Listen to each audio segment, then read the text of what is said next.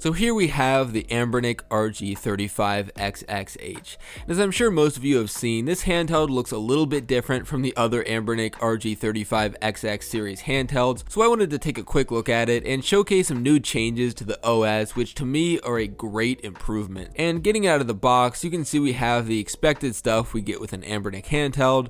We have the manual, your charger, a screen protector, and the wipes that come along with it, and then there's the handheld itself. And I decided to go with the black model, which I think looks the best out of any of them, but that's really up to your preference. And I really love the look of the RG35XX. There isn't a large ANBERNIC logo plastered on the front, and I'm a big fan of that because I always feel these big logos ruin the aesthetics of the device, but it's nice that they've spared us of that on this handheld. You can see we have the A, B, X, Y buttons, which are the same glossy ones that we had on the RG35XX Plus, and I'm going to talk about the similarities between this and the Plus in a minute, but they're the classic ANBERNIC buttons and they feel really good. And then we have our D-pad, which is an overall good feeling D-pad. It feels similar again to the ones we had on the RG35XX Plus. There actually is a difference between this D-pad and the D-pad on the Plus, and I'm going to go into that more towards the end of the video, so if that interests you, stay tuned. And more notably, we now have two analog sticks, which aren't hollow sticks or anything, but they still feel really nice and will get the job done well for pretty much anything you want to do on here. We have our start and select buttons,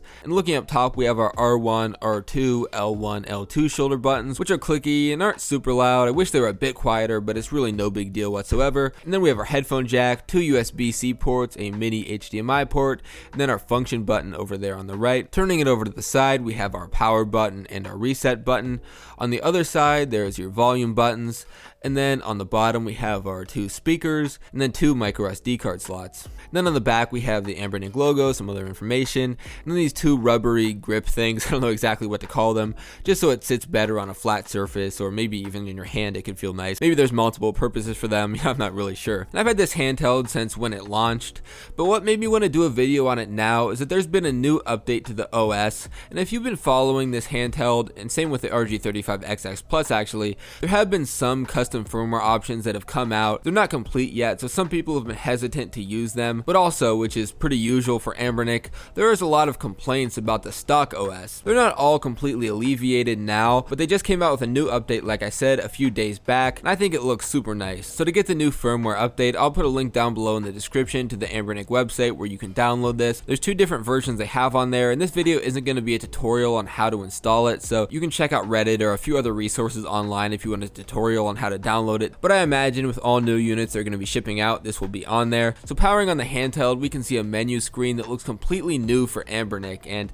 I have to be honest, I just love the way that this looks. It's nothing too fancy, it still is relatively simple, but just looking at it right off the bat, it's so much better than the old ANBERNIC OS that we're used to seeing. So practically everything is still the same. We have our game rooms, RA games, favorites, history, and then search and settings.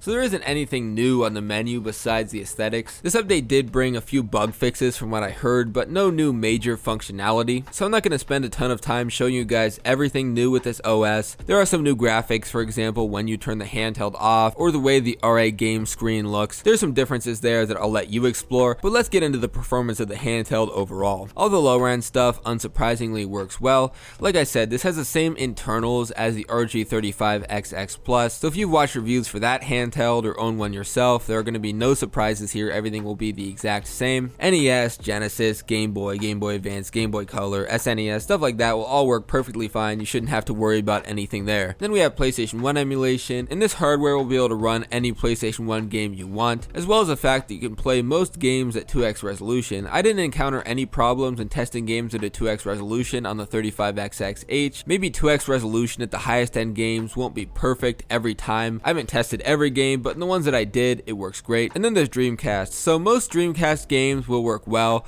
When it comes to some heavier titles, you will encounter a bit of slowdown here and there, and it won't be perfect. Assuming you have no problem using frame skip, the majority of games you want to play on Dreamcast will work on here. And you do have analog sticks here, which is a nice touch and a nice addition from playing Dreamcast on the 35XX Plus. They'll run the exact same, but a lot of people prefer playing these types of games with analog sticks, so you do have that here. Then there's Nintendo DS, so I didn't encounter any problems playing any Nintendo DS games, and like always with DS emulation, you don't have a touchscreen, you don't have two screens, so certain games won't be able to really be emulated at all. Not that they can't run, but just that they're not going to be able to be played on on this handheld, and it would just be too awkward or impossible to use the on-screen stylus that we have here in playing them through their entirety. So you'll have to keep that in mind. And then there's Nintendo 64. So I would say probably half or maybe a bit more than half of N64 games will be playable on here. You'll have to go into the settings and change it to rice to get the best performance, which is something that I overlooked in my original review of the RG35XX Plus. And once you do that, like I said, around half, maybe a bit more, will run on here.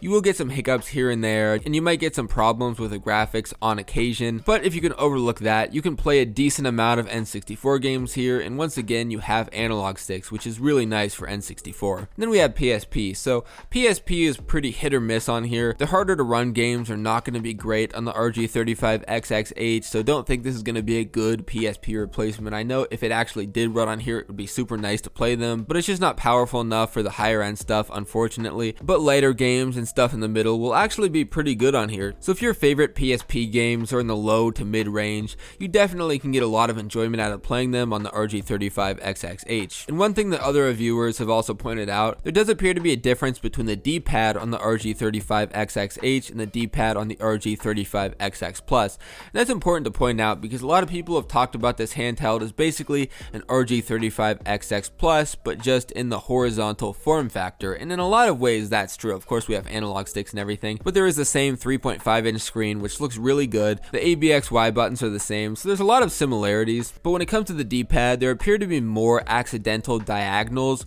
when using the RG35XX compared to the RG35XX Plus. And in the games that I've been playing, I haven't noticed anything significant whatsoever. It hasn't been like unplayable or anything, and if no one else pointed it out, I probably wouldn't have noticed it at all. So that is there. So if you play a lot of games where that's annoying, or just in general you care a lot about that, that should be something to keep in mind if you're thinking about buying the 35XX Plus or the 35XX. But to me, I'd much rather deal with the D-pad and have the two analog sticks than buy the 35XX Plus and have a slightly better D-pad but no analog sticks. But again, that's just me. You'll have to make your own decision on whatever you find more important. But I don't want to dwell on that too much. Like I said, overall I think the D-pad is perfectly fine. So overall, I really like the RG35XX. I do think it's kind of a strange addition to the RG35XX series because it looks nothing like the 35XX or the 35XX Plus. I understand why they called it that because it basically is just the RG35XX Plus in a different form factor, but I do understand how it could be confusing to someone who hasn't been keeping up with all these handhelds and the developments in this scene. But whatever, we're here now and we have 3 RG35XX devices. I'm kind of curious if they're going to make any additions in the future. So the RG35XX comes in at about $70 to $80 depending on sales, because they frequently do have sales and where you buy it. So there's different factors you can get, but I would expect after shipping to pay somewhere between $70 and $80. And that's not necessarily a bad price. I think it's a pretty fair price for a handheld of this caliber, but when you're getting to the $80 or so price point,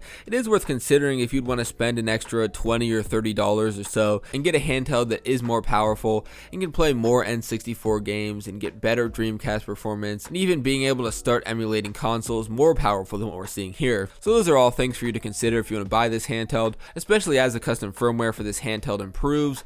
We see more features, more stability. I really feel like this handheld has a ton more potential, but even just sticking with the stock OS, I think it looks really good. Sure, there's not some features here that you could be getting with the custom firmware, but just in terms of how it looks, and especially knowing they're doing updates, it would be nice if they could add some more features going forward. I'm a bit skeptical knowing ANBERNIC, but who knows. At the very least, I hope they stick with this OS design because I think it looks super great and a lot better than that classic ANBERNIC look that we're used to. So if you do decide to buy the RG35XX, I really appreciate it if you use my link down in the description. It's an affiliate link and comes at no extra cost to you, but it helps throw a few bucks my way, support the channel, make it so I'm able to do more reviews like this one. And if you enjoyed the video, I'd really appreciate it if you could leave a like and subscribe. So I'll see you guys in the next video. Have a great rest of your day. Bye-bye.